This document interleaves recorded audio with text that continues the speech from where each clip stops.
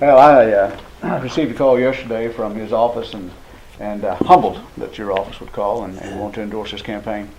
But definitely believe in state rights, and we need our support on the federal level. You're doing a great job and appreciate everything you're doing, but we've got a lot of things to work with on the state level as well. Yeah. And I want to be a strong voice for business and for states' rights. Yeah. And I thank you for coming down. Well, you bet.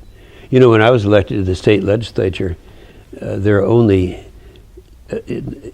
9 Republicans in the House out of 101, and 5 Republicans in the Senate out of 48. And they're laughing at that time. What do you think you'll be a majority someday? So the commitment I always made once I got to Congress, to the House before I was in the Senate, was to come back and get involved in these races, and I've been doing that. And I always kind of looked to the future that, you know, I won't be around, but years from now, things could change, and I just want to get in a position where we have a cushion, and we can have people like you that are free enterprisers, are conservatives, and are people that are tough on crime, people who believe in Second Amendment rights, all the right things to have a dominance in the state of Oklahoma as well as our nation. Definitely. Thank you very much. And I was very interested in his Ukraine trip because, as some of you know, we did work in Donetsk, Ukraine, and we had orphanages in the Crimea, and we've lost some of our church buildings. Some of our people have been killed by the pro-Russian movement that's going on over that direction. Had a very light involvement of the United States government up to this point, and I read in the paper that our senators over there working on our behalf to bring some relief to people that I've been around for 14 years.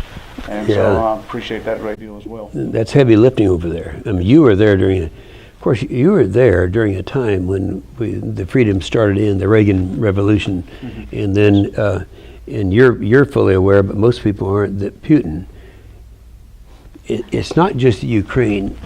I was over in Georgia right before the Winter Olympics, and then I was in Moldova, and you're familiar with both of those places. Right. And they are saying, well, it's not just Ukraine, it's us. Putin's coming in now, recognizing how we can no longer do what America used to be able to do.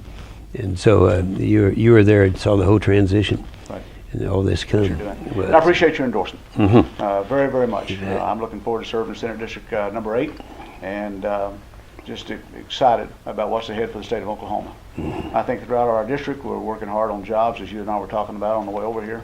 We're going to be pushing commerce. We've got some agricultural challenges before. 60% of all of our revenue is agricultural, and so we're definitely working with our farmers and ranchers to make sure we stay where we need to stay. Yeah, this morning, and I'll share this with you because you're going to be serving with this guy, Darcy Jeck. It's pronounced, it's J-E-C-K, but it's pronounced Y-E-K, Yek. I was in Kingfisher this morning with him, and I think it's the same situation that you have here, and he is just like you. He's a mirror of you, so you're going to have some friends there to work with. Very, very good. Yeah. And we got friends all around the table here today that's worked with us throughout the campaign. We appreciate that a great deal as well. Sure. Appreciate Neville for opening up his boardroom for such a quick meeting.